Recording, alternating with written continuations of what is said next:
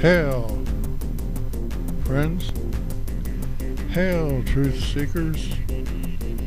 This is your video about the betokening, the meaning of hippos, of hippopotami.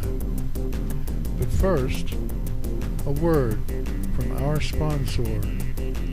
Look, there will be a time when there will be a perfect master in your time, and it is up to you to determine whether or not you follow. The word hippopotamus is a foreign word.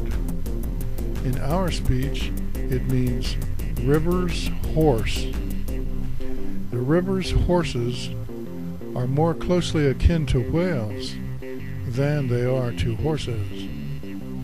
If you want to strengthen these traits, whereabout I am about to tell to you, then add sights of the river's horse to your wall, to the composition of your artworks. Animal is a foreign word. The plural form is animo. In our speech, the proper word for all animo is deer. However, the word deer that we need to use in this video has come to be misunderstood. Therefore, heed me when I say to you that whenever in this video I use the word deer, I mean all animo. The sight of any deer, for example, in a painting or in a mandala, betokens our traits. The sight of any deer betokens our instincts and could be a message from the unknown part of our mind. If the deer is a domestic one, then we sway those feelings. We sway those feelings. We fit into our surroundings.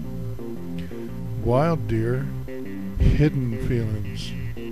We do not sway, but the feelings may sway us, causing us not to fit in to our surroundings.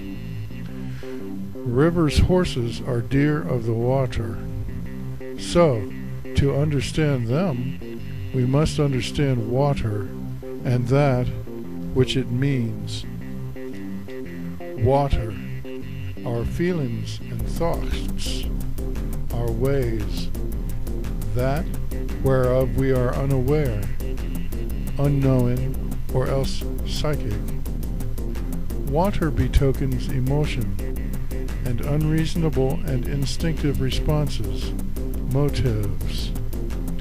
Water betokens the whereabouts in our body below our diaphragm. In Bible, water means below our diaphragm. Above diaphragm is known. Below diaphragm is either unknown or else psychic.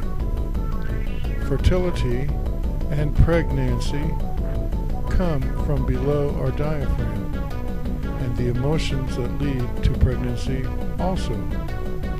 So a river's horse in the water betokens some of our desires and our feelings. Water means to be quenched. It means also our ability to change, to adapt, to fit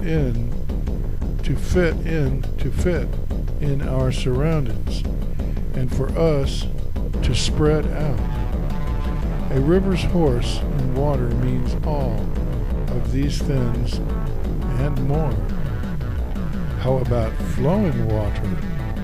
Rivers' horses abide in rivers. What betoken rivers?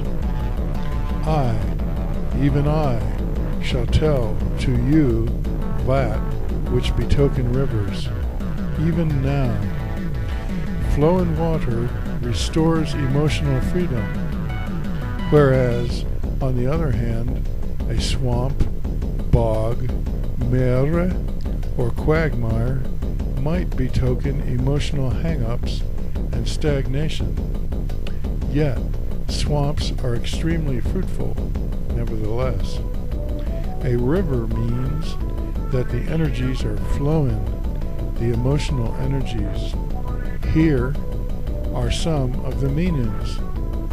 Number 1, the passage of time. A river's horse stays in the same wise despite the passage of time. 2, the ability to withstand the currents of being in a body.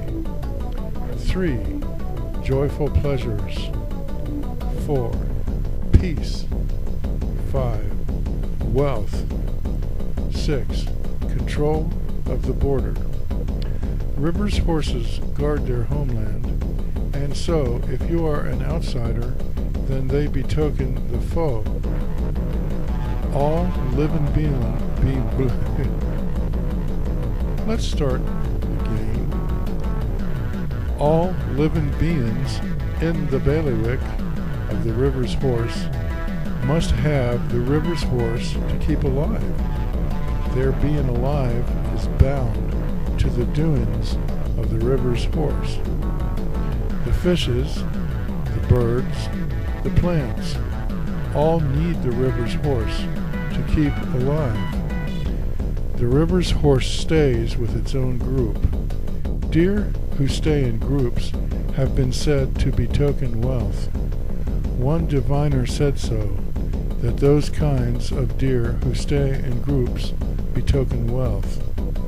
According to the knowledge of the mind, it will make sense if those kinds of deers betoken inner harmony. It will make sense if the kind of deer who stay in groups betoken parts of us that fit well together, that fit together well, with singleness of aim. Here are some of the betokenings of the river's horse. Bigness. Group dominance on an emotional plane. Hidden from sight are traits, our thoughts, our motives. Not showing to others who we are. The hidden, unknown basis for a group's unity. Gumption. Hidden strength. In art, we want our good tokens to face toward us, and either straight toward us, or toward the right and upward, rather than toward the left or downward.